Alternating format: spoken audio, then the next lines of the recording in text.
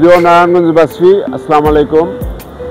আপনাদেরকে ধন্যবাদ যে আমি গত 15 বছর এই নারায়ণগঞ্জে বিএনপি রাজনীতি করেছি এবং নারায়ণগঞ্জের বিভিন্ন সমস্যা নিয়ে কাজ করার সুযোগ পেয়েছি।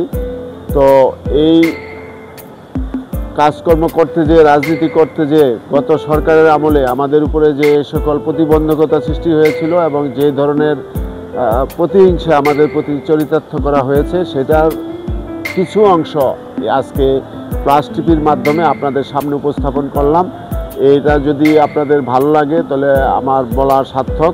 আশা করি আগামীকাল এই প্লাস টিভির পর্দায় আপনারা এই অনুষ্ঠানটি দেখতে পারবেন। যদি আপনাদের ভালো লাগে তাহলে আমার এই বলার সার্থক। বাংলাদেশ জিন্দাবাদ, আমাদের নেত্রী দেশনেত্রী বেগম খালেদা জিয়া জিন্দাবাদ, আমাদের নেতা তারেক রহমান জিন্দাবাদ, মহানগর বিএনপি জিন্দাবাদ।